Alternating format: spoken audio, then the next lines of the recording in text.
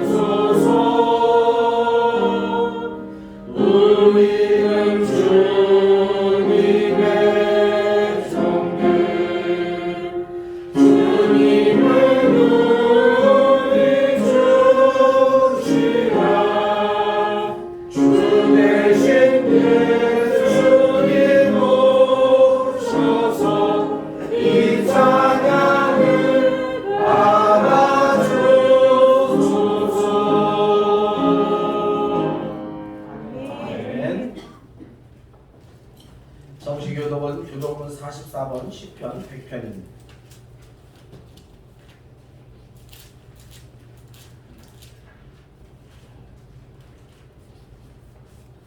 교독은 44번 시편 100편입니다. 온 땅이여 여호와께 즐거운 찬송을 부를지어다. 기쁨으로 여호와를 섬기며 노래하면서 그의 앞에 나아갈지어다.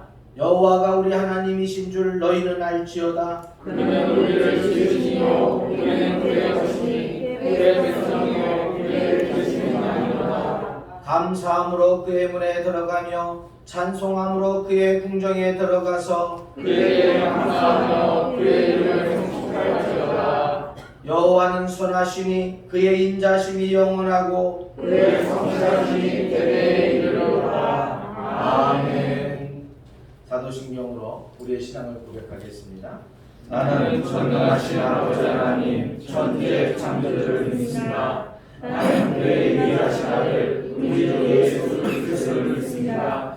그는 성령으로 인도하여 동정녀 마리아에게 태어나시고 본디오 빌라도에게 고난을 받아 십자가에 못 박혀 죽으시고 장사된 뒤 사흘 만에 죽은 자 가운데서 다시 살아나셨으며 하늘에 오르시어 전능하신 아버지 하나님 우편에 앉아 계시다가 거기로부터 살아있는 자와 죽은 자를 심판하러 오시며 나는 성령을 믿으며 거룩한 공회와 성도의 교제와 죄를 용서받는 것과 몸의 부활과 영생을 믿습니다. 아멘. 다 같이 자리에 앉아서 찬송가 220장 찬양하겠습니다.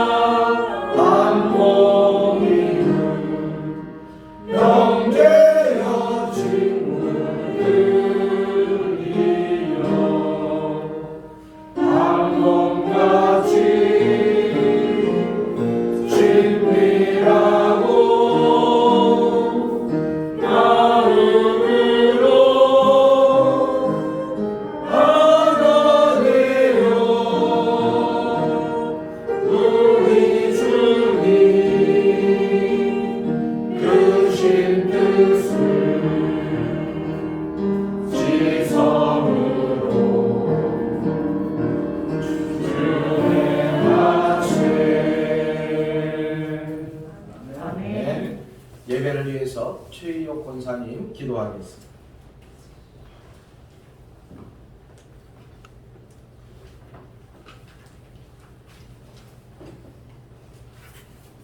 하나님 아버지 감사합니다. 전염병으로 세상이 어지러운 가운데도 오곡백가가 알알이 무르익어 풍성한 결실을 수확할 수 있도록 주관해 주신 하나님께 감사를 드립니다. 아멘.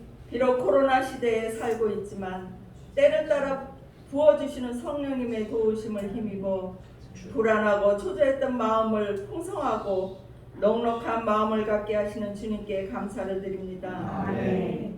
기쁜 마음으로 살아갈 수 있도록 인도해 주셔서 감사합니다. 아멘. 거룩한 주일날 하나님의 인자하심과 사랑을 깨닫게 하시고 마음과 정성이 담긴 진실한 예배가 되게 하옵소서. 아멘.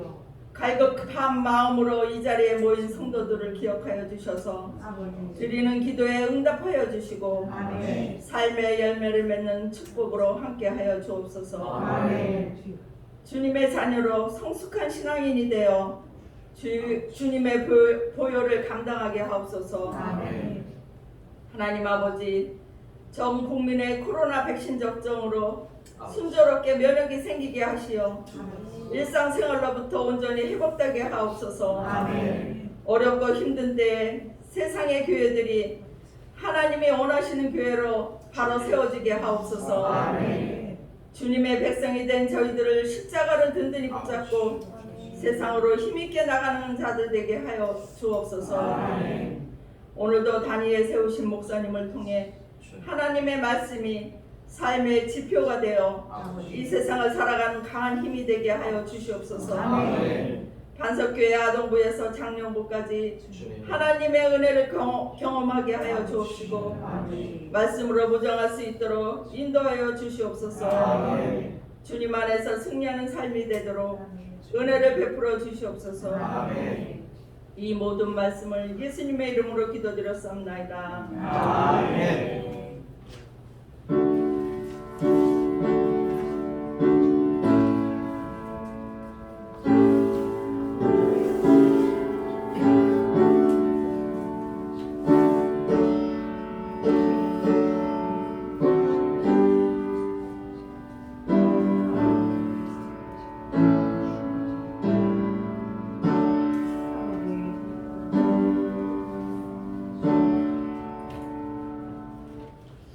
찬송가 266장입니다.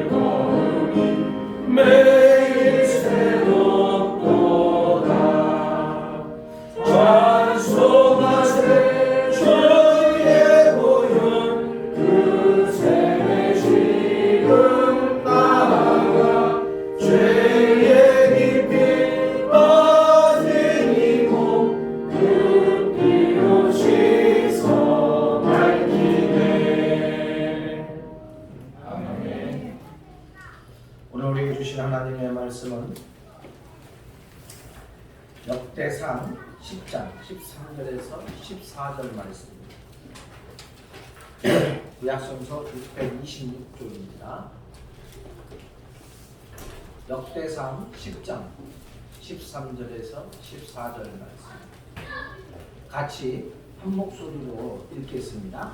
사울이 죽인 것은 여호와께 범죄하였기 때문이다.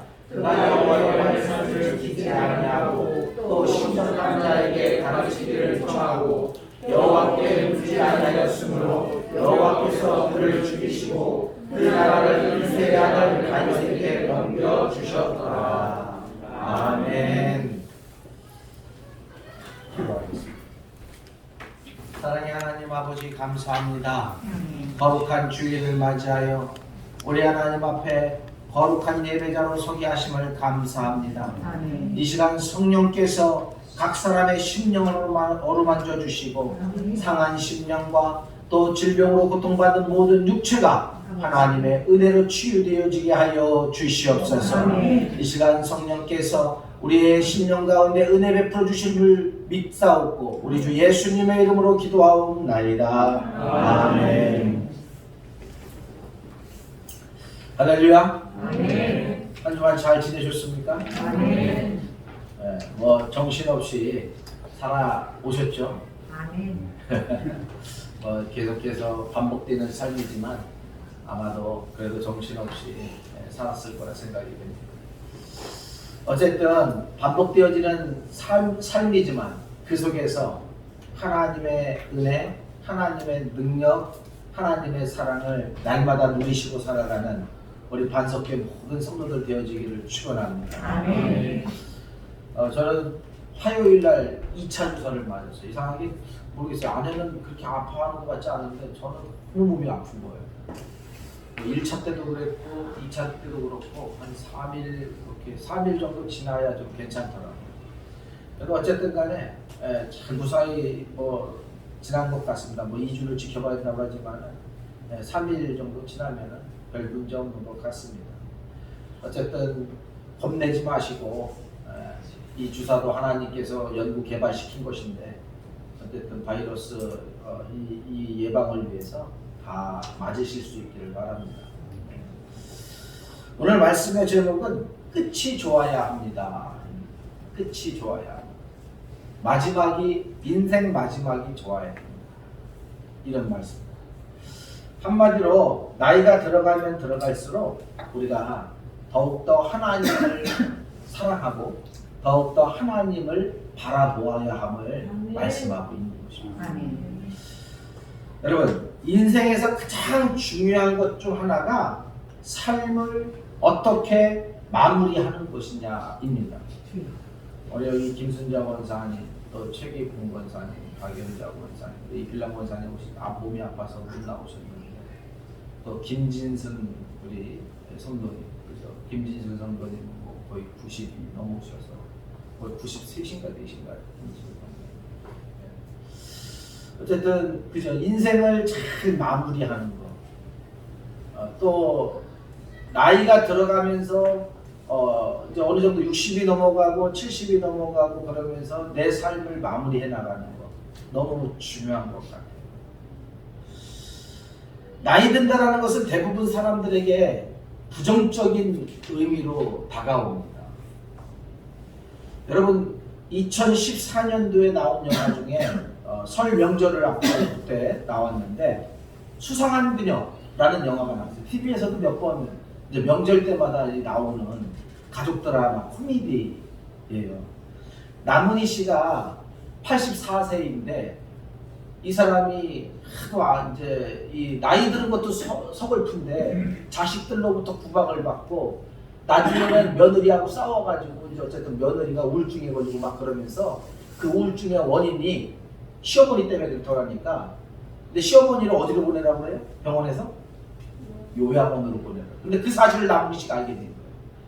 그래서 나이 든 것도 서운해 죽겠는데 또 자식들한테도 구박을 받고 막 그러다 보니까 어쨌든 간에 남은희 씨가 이렇게 길을 가다가 이제 마지막으로 이제 어떻게 보면은 좀 이렇게 뭐랄까 좀 더 이 정신이 있을 때 사진이라도 한 장 좀 이렇게 예쁘게 찍어놔야겠다 라고 생각해서 청춘 사진관, 길거리에 있는 청춘 사진관에 분명히 사진관이 없었는데 어느 사진관이 생겨버렸어요.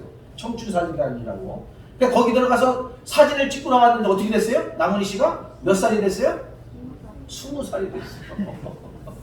영화가 그런 거예요. 그 영화가 20살이 된, 그래서 심은경 씨가 이제 그 남은희 역을 이제 하죠. 어쨌든 이 영화 속에서 이 수상한 그녀, 이 영화 속에서 우리에게 준 웃음을 주려고 하는 게 아니에요. 이 노인이라는 인생 마지막을 어떻게 잘 마무리할 것인가, 그것을 우리에게 웃음으로 선사를 해주고 있어요. 저도 그저께 이제 카톡을 하나 받았어요. 보니까 우리 동기 목사님 딸이 벌써 30이 돼가지고 시집을 간다고 청첩장이 나왔어요. 걔가 한 3살, 4살 때 제가 기저귀 차고 있던 거를 봤던 것 같은데, 분명히 나는 나이를 안 먹은 것 같은데 어느새 벌써 동기 목사님들 딸들이 그 정도 성장을 해가지고 시집장가를 간다라고 이제 연락이 오고, 분명히 내가 걔는 어린데, 근데 사실 30이면은 그죠? 30이면은 걔라고 할 수가 없는데 왜 내가 나도 성인이 돼서 그 아이 기저귀 찼을 때, 막 태어났을 때 그때를 봤기 때문에 이게 쉽지가 않은 거예요. 늘 마음은 나도 그때요. 20대 후반, 30대 초반, 나이는 50이 넘어가서 있지만은 우리 권사님들, 집사님들 다 마찬가지라 생각이 돼요. 육체는 늙었지만 80대, 90대를 가고 있지만은 마음은 어느 때예요? 이팔 청춘이요. 이팔 청춘, 그죠? 그때를 지금도 마음은 그런데 몸은 따라가지 않는 거 아니겠어요? 그래서 이 수상한 그녀에 보면은 노인하면 학생들에게, 이 남문희의 아들이 성동일인데, 성동일이 서울대 교수예요.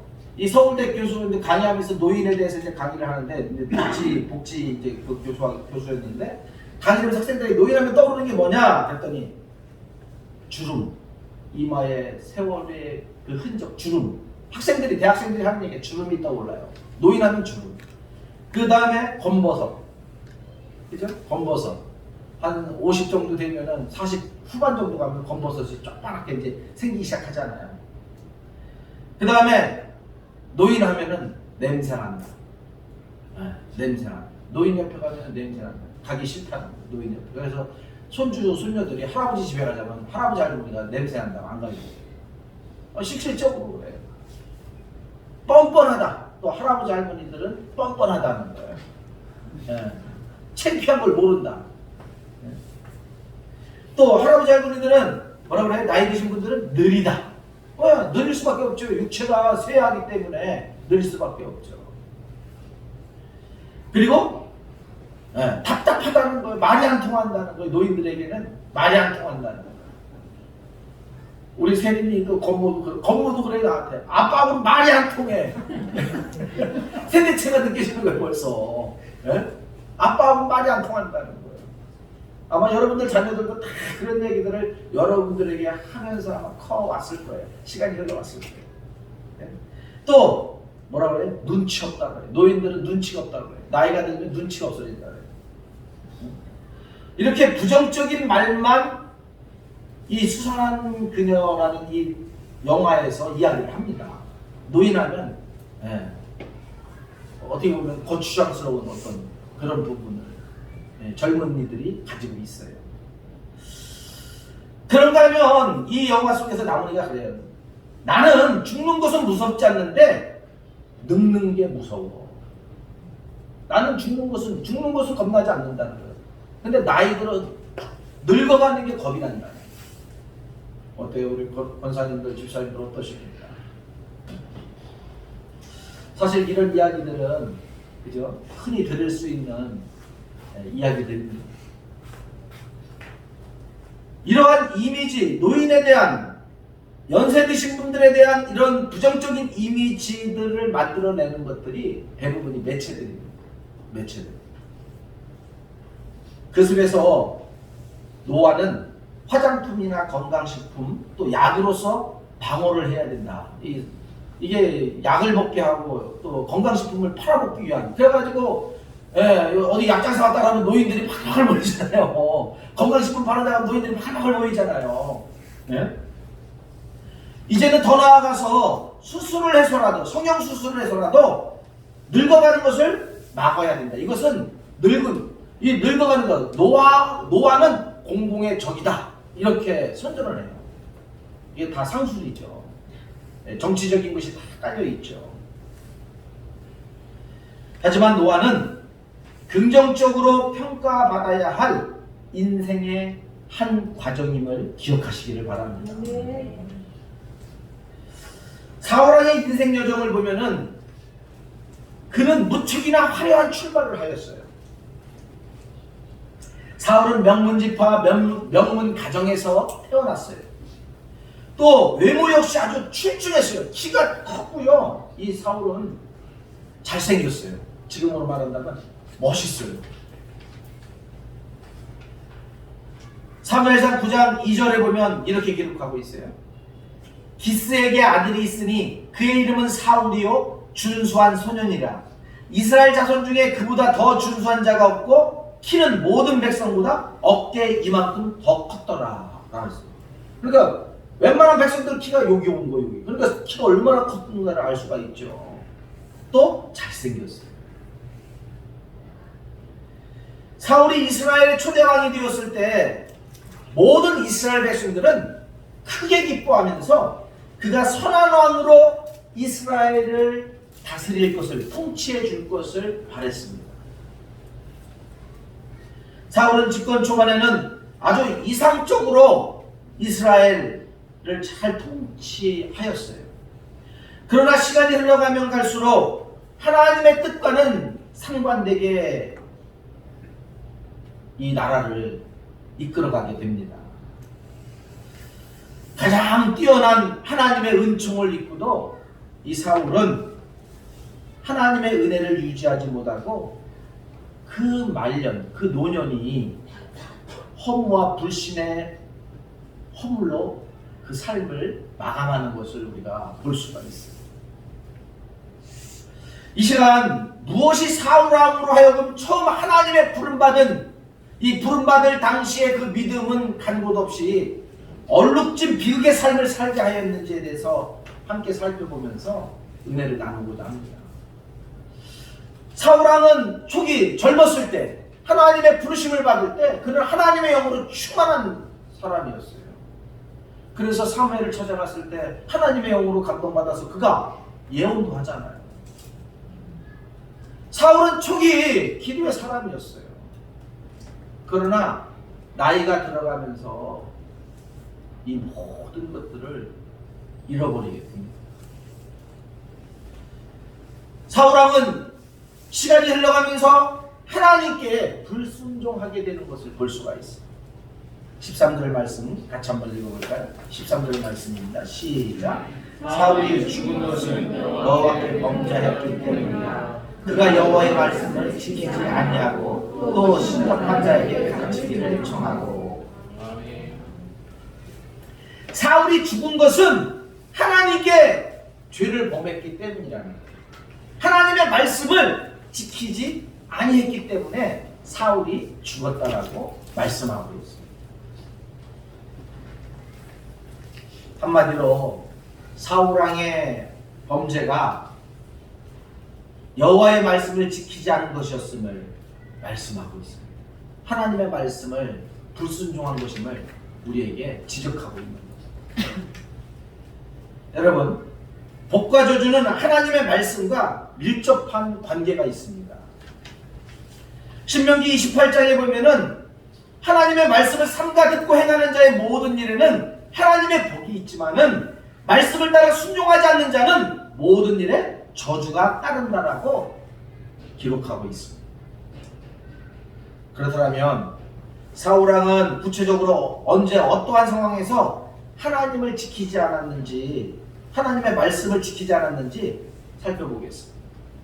사무엘상 13장을 보면은 사울이 왕으로 등극한 지 2년쯤 되었을 때에 블레셋과 이스라엘 사이에 전쟁이 일어났어요. 그러니까 사실 뭐 젊었을 때죠, 그죠? 왕이 된 지 2년밖에 안 되니까 얼마나 젊었을 때예요. 그런데 전쟁의 상황이 이스라엘에 극도로 불리하게 진행되어지게 됩니다. 하나님의 도우심이 절실히 필요하게 됩니다. 그래서 사울왕은 라마에 있는 사무엘 선지자에게 연락을 해서 속히 와서 하나님께 제사를 드려달라고 간청을 합니다. 다시 말해서 하나님 앞에 기도해달라고 이 전쟁, 블레셋과의 전쟁을 위해서 기도해달라고 이야기하는 거예요. 그러자 사무엘 선지자는 일주일 안에 내가 가겠다라고 회신하면서 내가 갈 때까지 기다려라 이야기를 합니다. 그런데 정작 그 정해진 시간이 다해갈 무렵이 되어도 사무엘은 오지 않았어요. 이로 인해 군사들이, 이스라엘 백성들이 사울의 휘하에서부터 흩어지기 시작을 합니다. 그러자 다급해진 이 사울왕은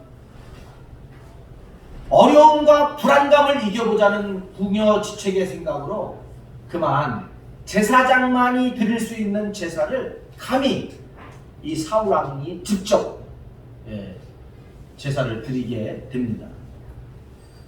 사울왕의 범죄는 여기서 끝나지 않죠. 다시 하나님의 말씀을 불순종하는 일을 범하게 되는데 이는 사울왕이 아말렉을 진멸하는 하나님의 말씀을 따르지 않은 것입니다. 하나님께서는 분명히 아말렉을 쳐서 멸하되 모든 생명 있는 것들은 남김없이 죽이라고 말씀을 하셨어요. 그런데 사무엘상 15장에 보면 사울왕은 하나님의 말씀을 따르지 않습니다. 사울왕이 보기에 좋은 것들은 다 살려두고 또 그것들을 좋은 것들은 다 취하게 되고요. 가치 없고 좋지 않은 것들만 진멸하게 됩니다. 사울왕이 이러한 행동을 보신 하나님께서는 마침내 사울왕 삼은 것을 어떻게 하셨어요? 후회하셨어요.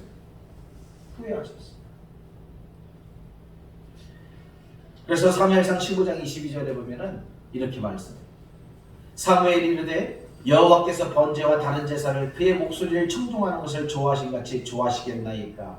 순종이 제사보다 낫고 듣는 것이 순양의 기름보다 나으니 라고 말하고 있습니다. 블레셋과의 전쟁에서 왕이 된 지 2년 때 일어난 블레셋과의 전쟁에서 그 조금만 더 그 몇 시간만 더 참았으면 되는데 그 불안함, 그 두려움 이것을 감당하지 못하고 그죠? 하나님의 말씀을 어기게 됩니다. 여러분, 하나님의 말씀에 순종할 수 있는 저와 여러분들 되어지기를 축원합니다. 아무리 두렵고 떨리고 또 힘들고 어려워도 하나님의 말씀이 내 앞에 놓여질 때 그 말씀에 순종할 수 있는 저와 여러분들 되어지기를 바랍니다. 두렵고 떨리고 또 고통스럽고 힘이 든다 할지라도 하나님의 말씀이 놓여질 때 그 말씀에 순종할 수 있어야 되겠습니다. 많은 사람들이 두려움 앞에서, 떨림 앞에서, 공포 앞에서 하나님의 말씀보다 자기의 생각을 따라 또 세상의 이치를 따라 나가는 경우가 많습니다.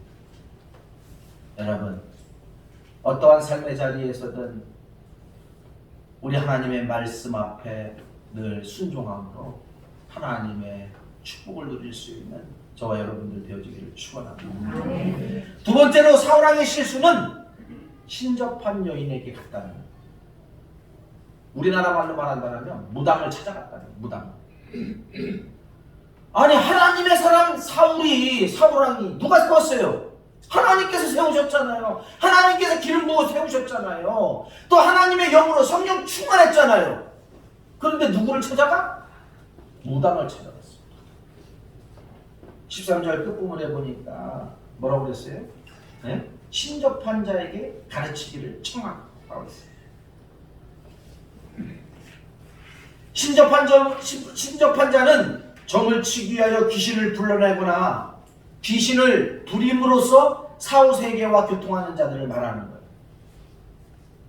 지금 앞에서 얘기했듯이 우리나라의 무당입니다. 무속인들이에요. 이들은 영매자라고 말하기도 합니다. 영매자.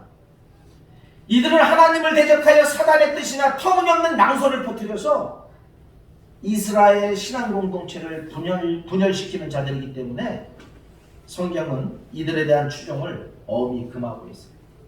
그래서 이 무당을 쫓아다니는 자들을 하나님은 레위기 20장 6절에 보면 돌로 쳐죽이라고 합니다. 사울왕의 믿음이 비록 확고하지 못하였을지라도 하나님을 믿고 섬기는 사람인 그가 하나님께서 가장 미워하고 싫어하는 이 무당을 찾아갔다라는 것은 이해하기 힘든 일이 아닐 수 없어요. 이미 이러한 일들에 대해서 몇 번 이야기한 적이 있죠. 우리나라에서도 김일성이 죽을 것을 점쳤던 무당이 지금은 예수 믿고 권사가 됐는데, 그 시절에 참 미국에서 목사, 장로, 권사, 집사 이런 사람들이 우리나라에서 그 사람에게 찾아가가지고 엄청나게 점쳤다는 거 아니겠어요? 그 사람이 예수 믿고 구원받아서 그 사실대로 장로가 찾아와서 점치고, 권사가 찾아와서 점치고, 집사가 찾아와서 점치고, 그런 거 다 얘기한 거 아니겠어요? 왜요? 믿음이 없기 때문에, 신앙이 없기 때문에, 두렵고 떨림이. 사무엘 선지자가 세상을 떠나자 블레셋이 이스라엘을 침략해왔어요. 사울왕은 과거 블레셋과의 전투에서 연승을 거두었습니다. 그런데 이번 길보아 전투를 맞이하여 두려워 크게 떨고 있습니다. 왜냐하면 사울왕은 엘라골짜기 전투 이후 가장 대규모의 전투인 이번 전쟁에서 힘의 원천이요 전쟁을 주관하시는 능력의 하나님께서 더 이상 자신과 함께 하시지 않는다는 사실을 잘 알고 있었기 때문에 그래요. 이미 하나님께서 사울을 첫 번째 왕으로 세운 것을 후회하시고 그를 버렸기 때문에, 그걸 본인이 알고 있는 거예요. 하나님이 나와 함께 하지 않는다는 걸 알고 있는 거예요. 그래서 패배에 대한 두려움과 공포에 휩싸일 수밖에 없습니다. 여러분, 사울왕에게 찾아온 위기는 블레셋이 쳐들어온 것이 아니라 하나님을 떠난 불신앙으로부터 시작되어지고 있음을 우리는 알 수가 있습니다. 어떻게 보면 이 블레셋과의 전투, 블레셋이 쳐들어온 이 상황, 사무엘이 죽고 기회일 수 있어요. 하나님과 화해할 수 있는, 하나님의 자비하심과 하나님의 긍휼하심을 이끌어낼 수 있는 기회일 수 있어요. 그죠? 오히려 더 하나님 앞에 잘못했다라고 용서를 구하고 회개하며 나아갔다라면 하나님께서 이 블레셋 전투에서 승리케 해 주실 수 있었을 수도 있어요.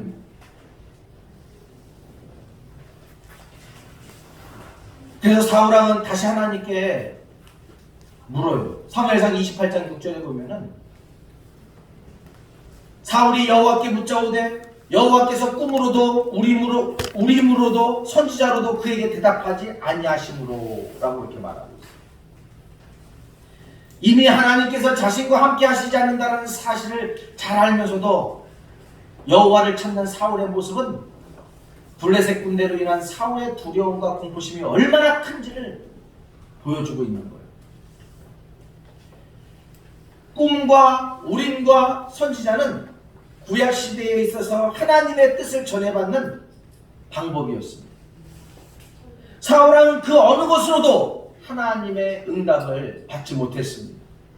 왜 그럴까요? 회개하지 않냐고 하나님 앞에 나아가요. 그냥 나가서 도와달라고만 하니까, 전쟁에서 승리하게 해달라고 하니까, 나를 용서해달라고, 나의 죄를 씻어달라고, 나를 불쌍히 여겨달라고 자복하고 간절히 하나님 앞에 회개하며 금식하며 기도하며 나아가도 모자를 팔릴 때 왕의 위엄으로다 하나님 앞에 나아가서 회개 없이 기도하니까 하나님께서 그 기도를 들으시지 않습니다.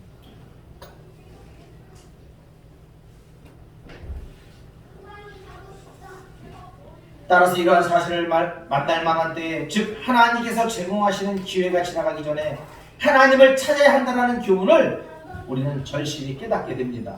여러분, 만날 만한 때에 하나님 앞에 나아가실 수 있기를 바랍니다. 하나님 앞에 나아가서 하나님의 은혜를 위해 기도하실 수 있기를 바랍니다. 하나님으로부터 응답이 없자 마침내 사울왕은 이스라엘 백성의 금기 상황이었던, 자신이 오래전에 내쫓았던 신접한 여인을 찾아가서 누구를 불러달라고 그래요? 사무엘의 영을 불러달라고 이야기하잖아요. 그러니까 그 무당이, 엔돌의 그 무당이 사무엘의 영을 불러내요, 안 불러내요? 불러내잖아요. 귀신을 불러내잖아요. 귀신을 불러내. 귀신이 귀신을 끌어내는 거예요. 응? 그러나 그 귀신이 나와서 하나님의 말씀을 선포하게 되죠. 이와 같이 미신적인 발상으로 무당이나 접신녀를 찾아가는 것은 하나님께서 언급하신 영적 간음의 행위로서 도저히 용납받지 못할 큰 중죄입니다. 하나님께서 가장 싫어하는 행위입니다. 이것은 분명 불신앙의 모습으로서 하나님과의 관계가 끊어지는 길입니다. 성도의 최대 무기는 하나님을 온전히 믿는 믿음입니다. 이 믿음이 없으면 성도는 힘을 상실하게 되는 것입니다. 사랑하는 여러분, 우리의 모든 삶의 자리에서 온전히 하나님을 바라보실 수 있기를 바랍니다. 어떠한 상황 속에서도 우리 주님을 바라보고 또 믿고 의지하고 나가실 수 있기를 바랍니다. 그리고 항상 하나님 앞에 내 삶을 되돌아보고 회개하며 나아가실 수 있기를 바랍니다. 우리의 기도의 자리는 항상 회개가 뒤따라야 합니다. 그래서 하나님의 은혜를 입는 저와 여러분들 되어주기를 축복합니다. 마지막으로 오늘 사울왕은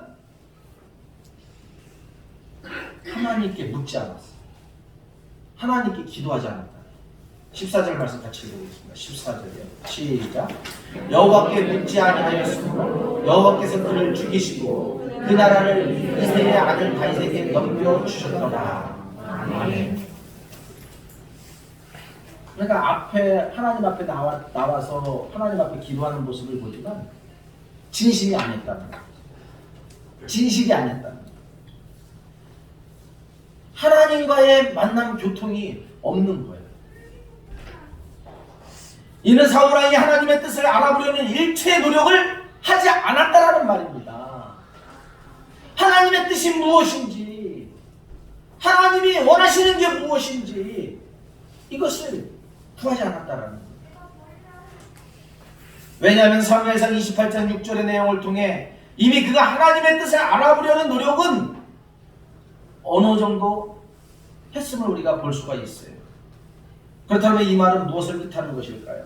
오늘 이 14절의 말씀, 다시 앞에서 이야기했듯이 성심성의를 다해 온 마음을 다해 하나님께 묻지 않았다는 거예요. 온전히 간절히 하나님 앞에 간청하지 않았다는 거예요. 그리고 응답의 전제 조건인 그의 죄에 상응하는 진실한 회개를 하지 않았다는 거예요.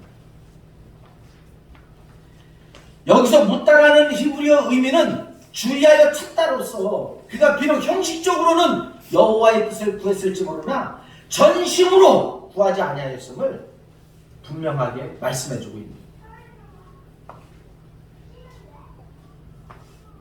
적어도 전심으로 구했다라는 말을 할 때는 금식과 눈물의 기도가 수반되어야 하는데 그런 면에서 사울왕은 하나님 앞에서 자중하며 근신하며 기도하지 않았음을 말씀해주고 있습니다. 여러분, 다윗이 죄를 범했을 때 어떻게 했습니까? 그가 그죠?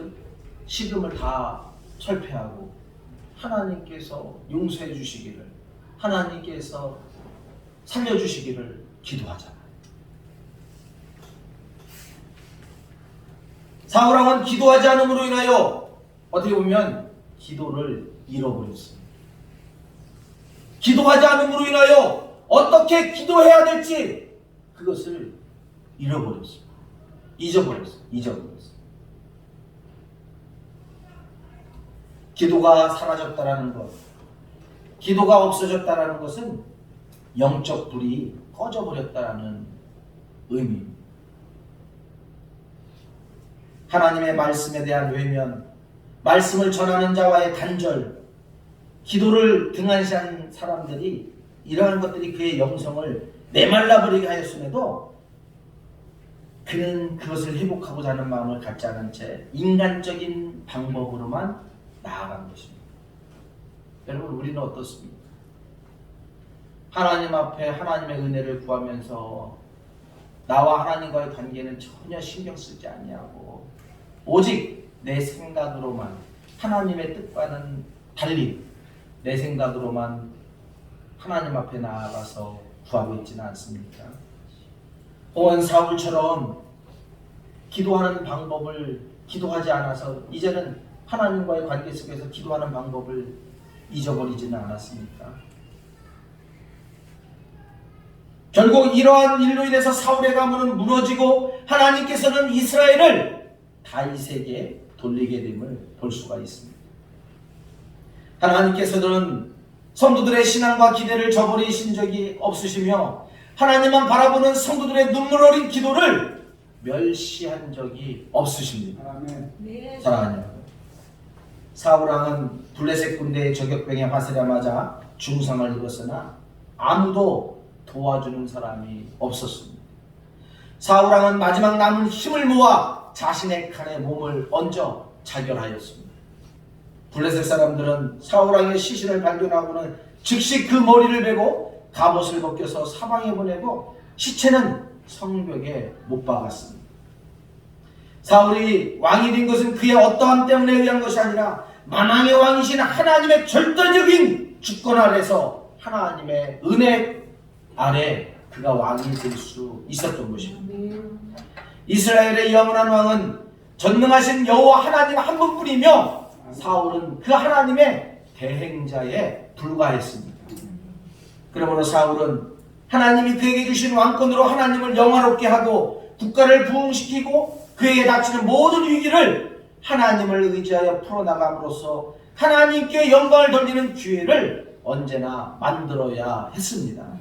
그러나 그는 왕이 되고 나서 그 권세를 가지고 다윗과 백성들을 괴롭히고 불순종하다가 결국에 나중에는 신접한 여인까지 찾아가는 죄를 범함으로 결국은 하나님으로부터 버림을 받고 퇴출당하는 그런 상황을 맞이하게 되었습니다. 사랑하는 여러분, 우리는 하나님의 말씀에 순종하고 언제나 하나님께 묻는 성도들이 되어야 되겠습니다. 오히려 연세가 들어가면 들어가실수록 더 하나님을 바라보시고 더 하나님을 찾으시고 더 하나님 앞에 기도하시고 더 하나님의 은혜 가운데 머물 수 있는 우리 모두가 되어지기를 축원합니다. 기도하겠습니다. 사랑의 하나님 아버지, 사울을 통해서 우리의 인생을 어떻게 살아가야 하며 또 마무리해야 하는가를 생각해 봅니다. 우리의 모든 인생 가운데서 항상 하나님을 바라보게 하여 주옵소서. 세상을 바라보지 않게 하시고 내 능력을 가지고 살아가지 않게 하시고 오직 주의 십자가를 바라보며 하나님의 은혜 가운데서 우리 하나님이 주시는 그 능력으로 날마다 살아가게 하여 주시옵소서. 감사하고 우리 주 예수님의 이름으로 기도하옵나이다. 아멘. 찬송가 51장 부르면서 영혼을 드리겠습니다.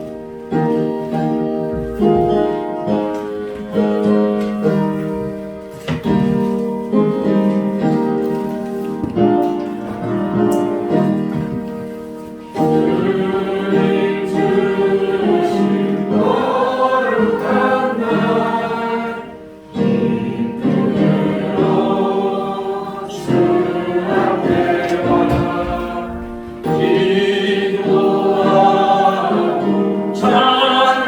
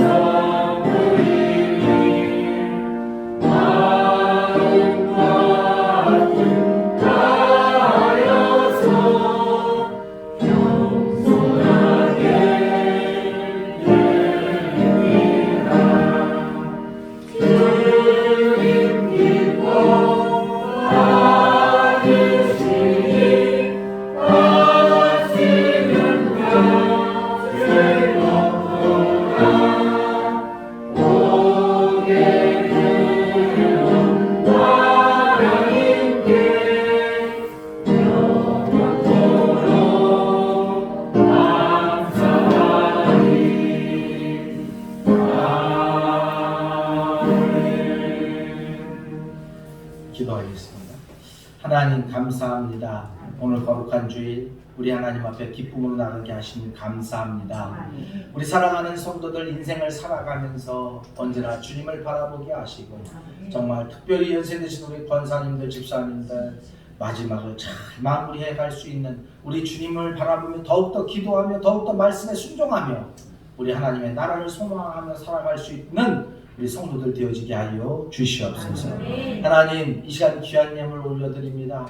열의 하나를 구분하여 하나님 앞에 11조를 드립니다. 11조의 축복을 허락하여 주시옵소서. 창고에 모든 하나님의 축복이 넘쳐날 수 있도록 하나님께서 함께하여 주시옵소서. 또 하나님 이제 또 감사의 조건들이 있어서 우리 하나님 앞에 감사의 예물을 드립니다.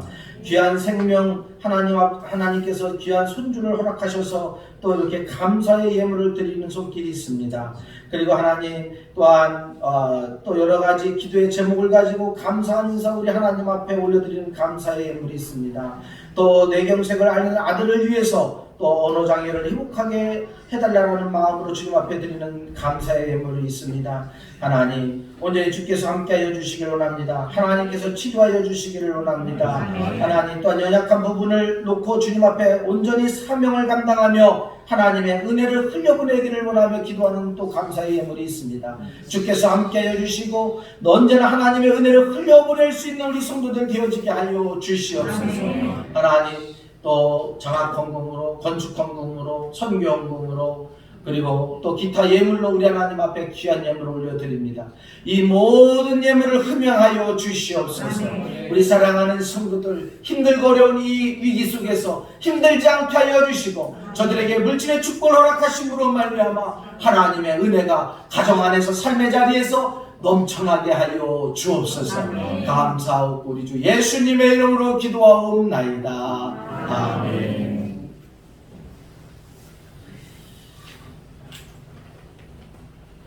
교회 소식 전하겠습니다.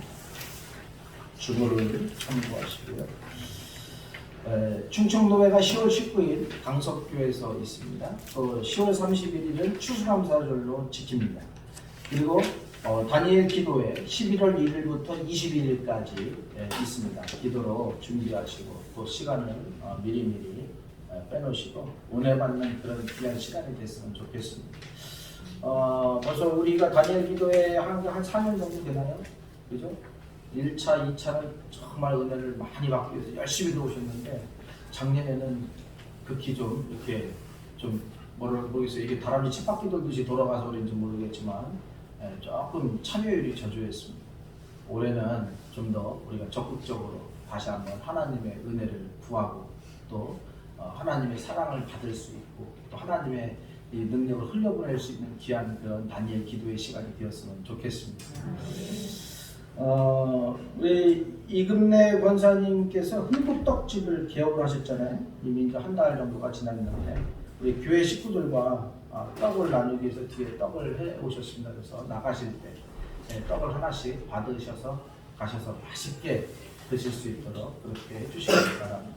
자, 우리 이금래 권사님 우리 방학간 잘 될 수 있도록 우리 축하하며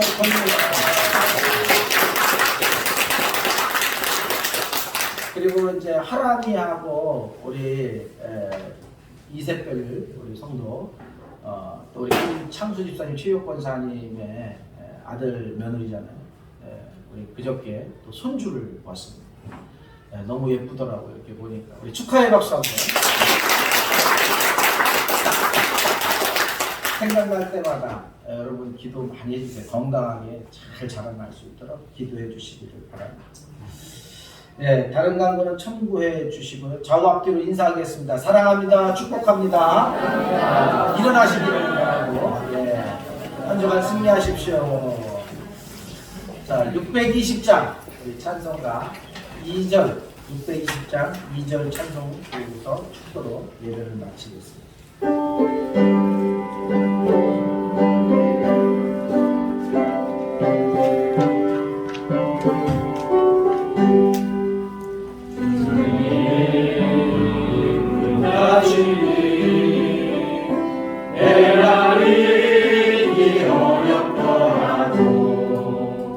언제나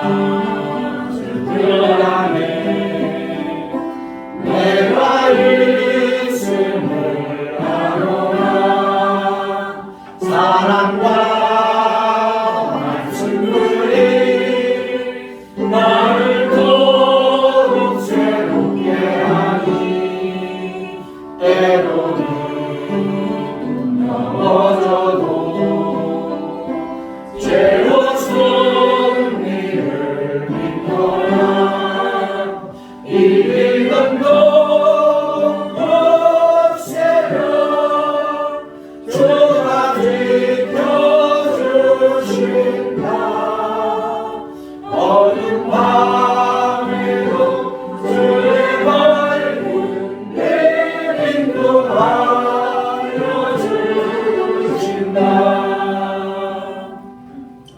지금은 우리 구주 예수 그리스도의 은혜와 하나님 아버지의 극진하신 사랑과 성령님의 감동, 교통, 교제 이루하심이 우리의 모든 삶의 자리에서 하나님을 바라보고 주의 십자가 아래서 우리 주님의 말씀 앞에 순종하며 정말 우리의 인생을 잘 가꾸고 하나님의 뜻대로 순종하기로 다짐하고 세상으로 나아가는 우리 반석교회 모든 성도들 머리 위에 그 가정 위에 그 일터 위에 이제로부터 영원토록 함께 하시기를 간절히 축원하옵나이다.